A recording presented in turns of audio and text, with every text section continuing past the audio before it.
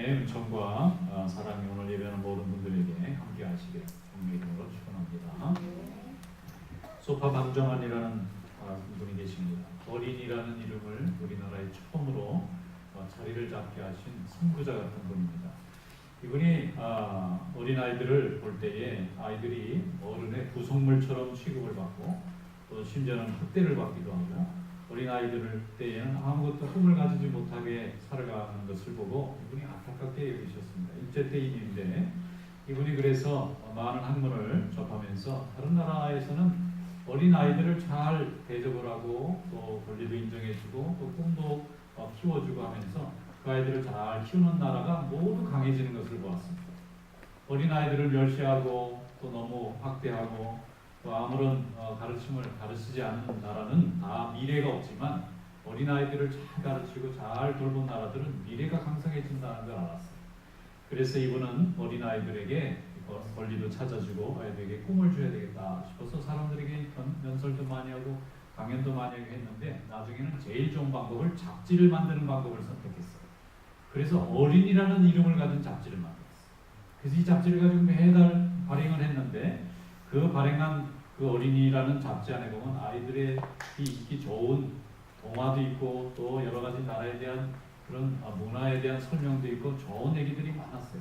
심지어는 이분이 혼자 다 써야 되니까 자기가 작가 이름을 여러 개를 가지고 쓰기까지 할 정도로 어린아이들에게 꿈을 주고 소망을 주고 미래를 주기 위해서 열심히 했었습니다.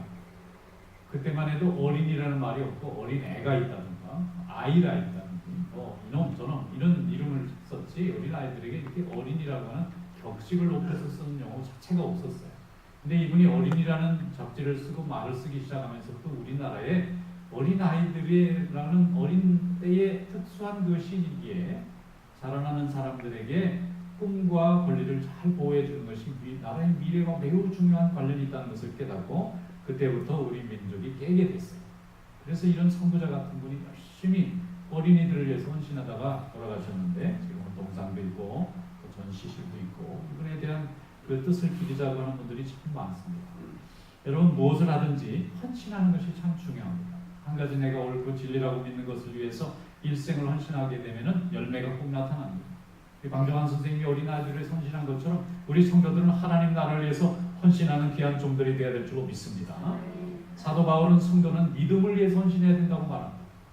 나의 믿음도 중요하지만 다른 사람의 믿음도 참 중요합니다.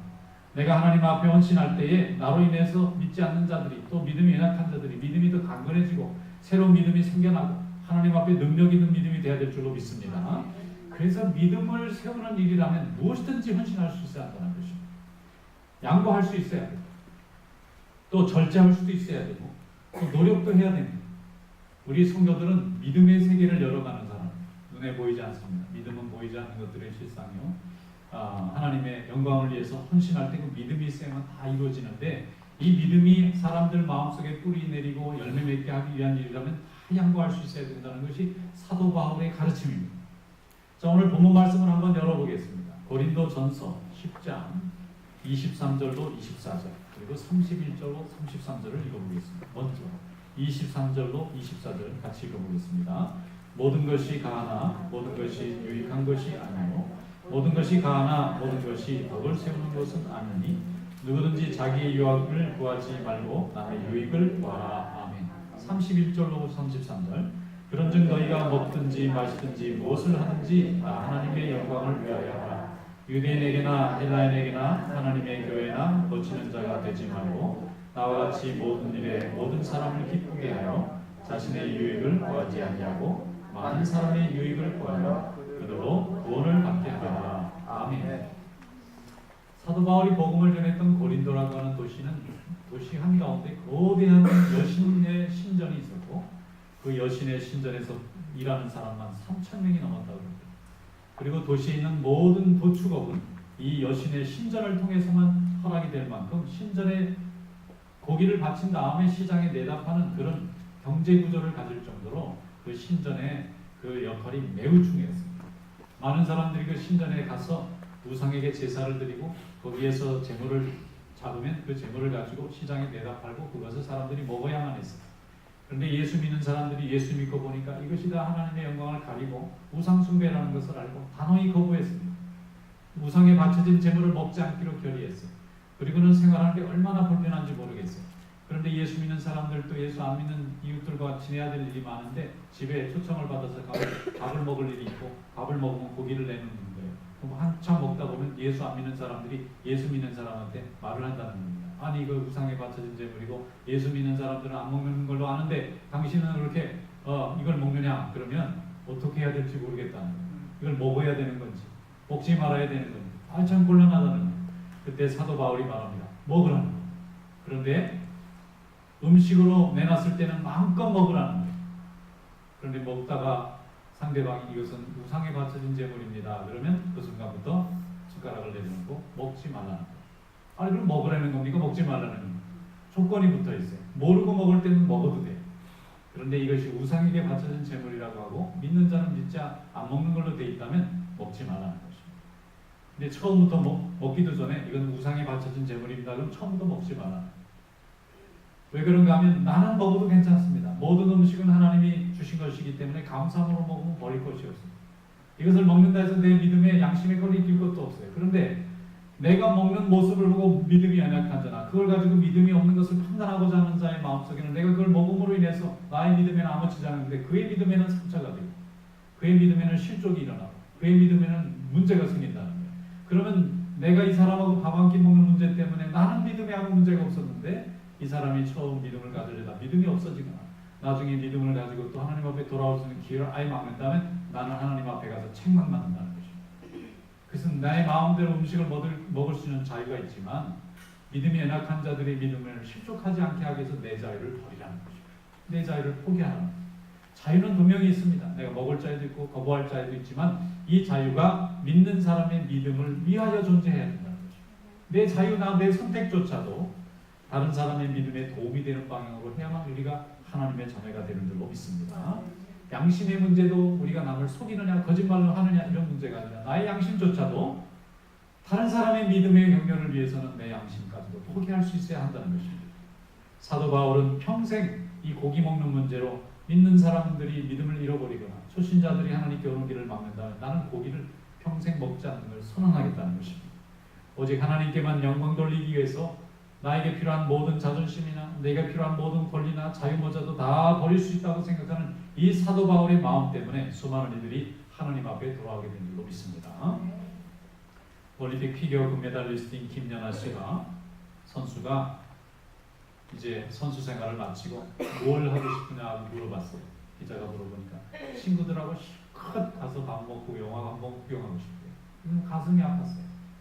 10년이 넘도록 어린 시절부터 남들은 편안하게 극장 가고 구경 가고 친구들하고 또 먹을 거 마음대로 먹으러 갈 때 먹을 거 함부로 먹지도 못하고 그 빙상에서 수천 번 뛰어내리고 또 넘어지고 뛰어내리고 넘어지고 그 얼마나 추운지 몰라요. 거기는 빙상이기 때문에 추운데 거기서 수천 번 넘어지고 떨어지고 하면서 그 회전하는 것을 연습해가지고 세계적인 선수가 되었잖아요. 그런데 그는 자기의 그 메달을 따기 위해서 선수로서의 삶을 살기 위해서 그저 평범한 소녀들이 가질 수 있는 모든 권리를 다 포기했어요. 장난 것도 다 포기하고 마음껏 먹고 싶은 것도 다 포기하고 남들 쉬고 싶은 것도 다 포기하고 항상 그 경기만을 위해서 헌신했기 때문에 그는 최고의 자리까지 올라가게 된 줄로 믿습니다. 남들 하는 거 다 해가면서 내가 원하는 메달을 얻을 수 없는 것입니다. 하나님 앞에 우리가 헌신하여 하나님의 역사를 이룰 때도 마찬가지입니다.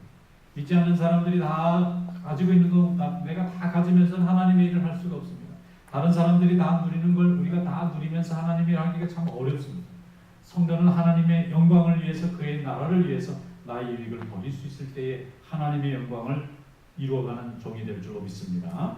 사도 바울은 예수를 믿는 다음에 다베섹에서 예수의 부르심을 받은 다음에 유대 랍비라는 영광을 누렸어요.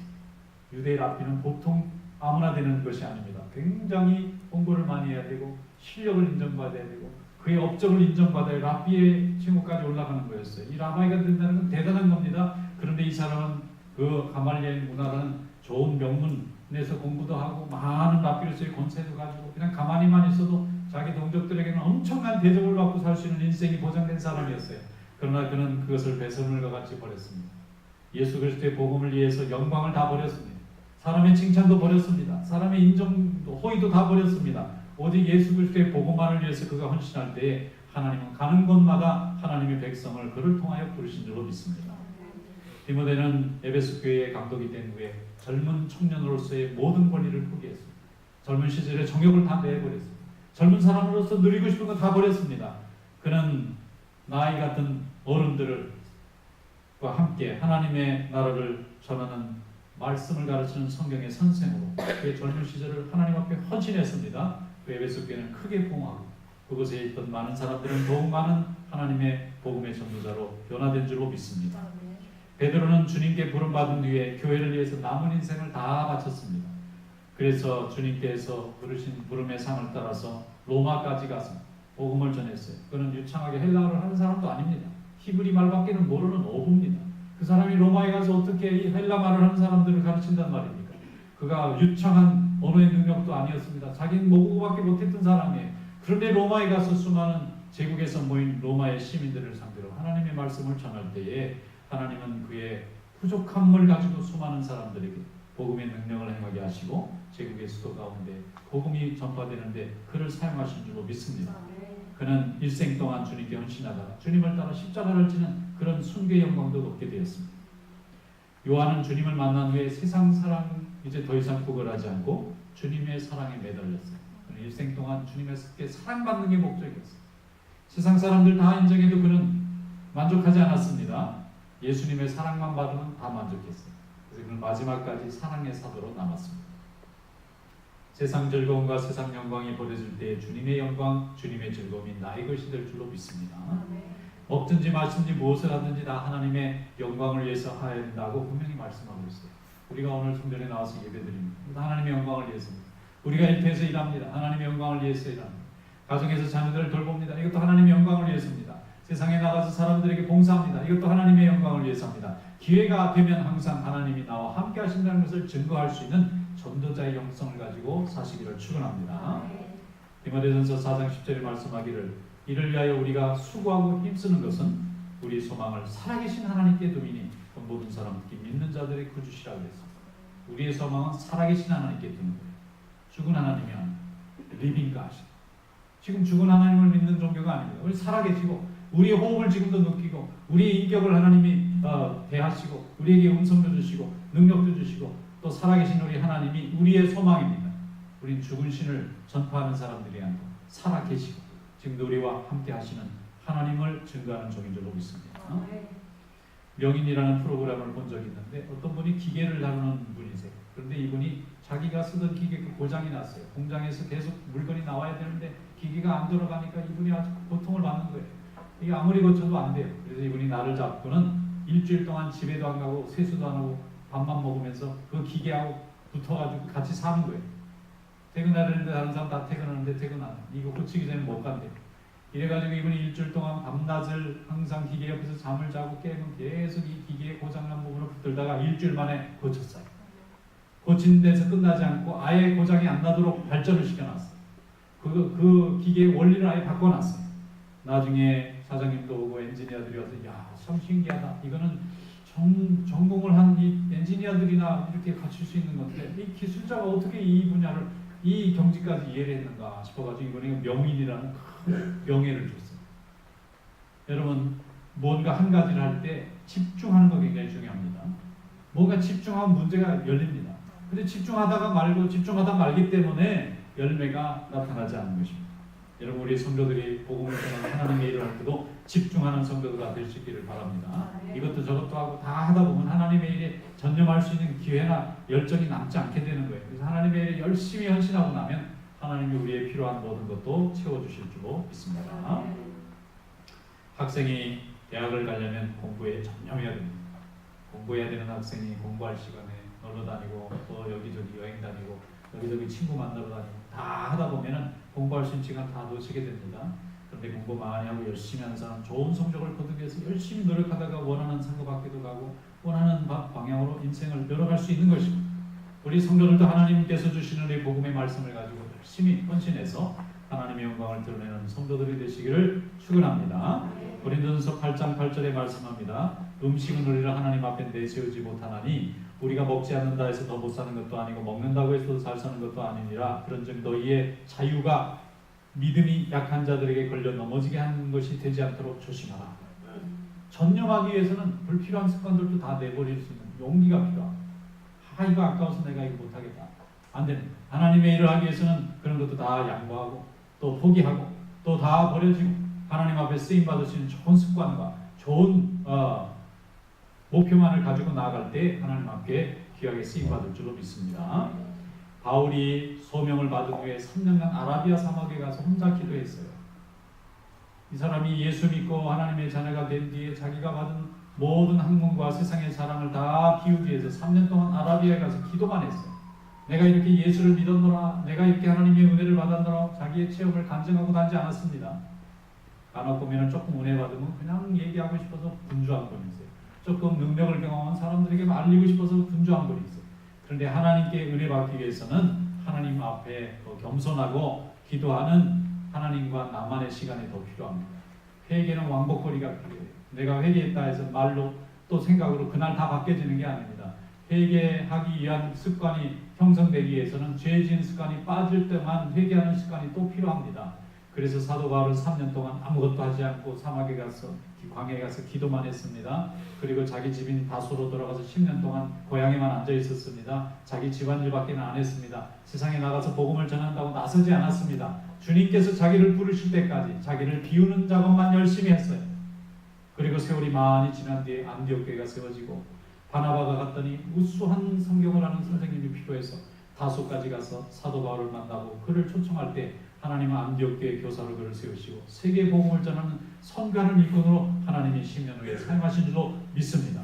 긴 세월 동안 준비하고 하나님 앞에 기도하면 하나님은 반드시 쓰십니다. 그 기다림이 결코 허비하는 시간이 아닙니다. 내가 조급해서 무언가를 이루려고 하는 것보다 하나님이 모든 상황을 준비해놓고 나로 하여금 시작하게 할 때 더 많은 은혜가 나타나게 될 줄로 믿습니다. 세상의 것은 많이 비울수록 하나님의 것은 많이 채워집니다. 세상에 대한 생각과 아이디어를 많이 내려놓을수록 하나님이 우리에게 함께 하시는 복음의 능력은 더욱 강해집니다. 의사 누가는 병원에서 의사로 여유 있고 풍요한 삶을 사는데 조금도 부족함이 없었던 사람입니다. 그런데 그는 하나님의 종인 바울이 고질병으로 고생하는 것을 보고 이 종의 병을 고쳐주는 것이 자기의 사명이라고 생각했습니다. 어떻게 의사가 한 사람에서 의술을 고쳐주겠다고 사명을 가질 수가 있습니까? 그런데 하나님께서는 그에게 그런 마음을 주셨어요. 그래서 가는 데마다 사도 바울의 병을 고쳐주는 의사로 따라다니다 보니까 사도 바울의 모든 체험이 그의 체험이 되었어요. 사도 바울과 만나는 수많은 사도들이 그들의 이야기가 되었습니다. 그래서 누가복음을 쓰게 되었고 사도행전을 쓰게 되었는데 이 누가가 쓴 이 사도행전과 누가복음 때문에 사도 바울이 살아있을 때에 증거했던 수많은 전도자들보다 이 성경을 읽고 하나님께 돌아온 수가 더 많았습니다. 오늘도 하나님은 그렇게 저희를 쓰실 줄로 믿습니다. 하나님의 것을 붙잡고 세상의 것을 내려놓을 때 하나님은 우리가 가장 쓰임받기 좋은 그릇으로 역사하실 줄로 믿습니다. 로마서 14장 8절에 우리가 살아도 주를 위하여 살고 죽어도 주를 위하여 죽나니 그러므로 사나 죽으나 우리가 주의 것이다. 하나님의 것인 것을 믿으시길 축원합니다. 우리는 생각보다 많은 것을 하나님이 주셨습니다. 건강도 주시고 믿음도 주시고 은혜도 주시고 체험도 주시고 능력도 주시고 지혜도 주셨어요. 주님에게 쓰임 받으려고만 하면 하나님께 쓰임 받을 수 있는 모든 준비가 다 되어 있어요. 주님의 것을 위하여 우리의 작은 습관이나 우리의 작은 세상의 모든 목표들을 좀 내려놓을 때에 하나님께서 우리를 귀하게 쓰실 줄로 믿습니다. 어떤 교회에서 오랫동안 신앙생활을 집사님이 계셨는데 믿음이 잘 자라나지 않습니다. 늘 부인 따라서 예배만 드리고 집에 가는 일을 오랫동안 반복했어요. 그런데 어느 날 목사님이 구역장을 올해는 좀 맡아보세요. 이러는 거예요. 아유 저는 바빠서 못합니다. 회사일도 신경 쓸 게 많은데 아유 교회 교인들하고 신경 쓰는 건 저는 제 그릇이 아닙니다. 자꾸 뒤로 도망가는 거예요. 그런데 임명을 해놓은 거예요 벌써. 그래도 구역장님이라고 구역 예배가 드려졌는데 안 갈 수도 없고 갔더니 구역 식구들이 다 자기만 쳐다보고 있어요. 구역장님 말씀하옵소서. 그런데 이 뭘 아는 게 있어야 말씀을 하겠는데 얼마나 당황스러운지 그냥 얼굴이 그냥 화끈해져가지고 어떻게 얼떨결에 잘 끝나고 집에 왔는데 이게 너무나 고민되는 거예요. 가볍게 생각을 하고 그냥 도망가면 될 줄 알았는데 이게 오래 교회를 다녔는데 또 이걸 리더십을 안 할 수도 없고 그래서 이분이 부인하고 열심히 공부해가지고 이제 다음번 구역 예배 때는 또 준비를 잘해서 이렇게 말씀을 잘 전했어요. 그랬더니 교역 식구들이 막 박수를 치면서 다 우리 교역장님이 이렇게 말씀 잘 전하는지 몰랐다고 칭찬을 대단하게 해주는 거예요. 그러니까 괜히 또 으쓱하고 그 다음 때 모일 때 또 준비를 안 할 수가 없는 거예요. 그래서 이분이 준비를 자꾸 반복해서 하다 보니까 나중에는 아주 말씀을 잘 전하는 교역장님이 된 거예요. 말씀을 잘 전하니까 또 성령이 역사하셨어요.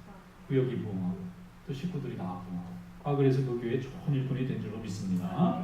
하나님의 일을 열심히 하는 종들에게 하나님이 이렇게 함께 하세요. 그래서 그분에게 물어봤어요. 어떻게 그렇게 잘하게 되었느냐 그랬더니 그분 얘기가 그거예요.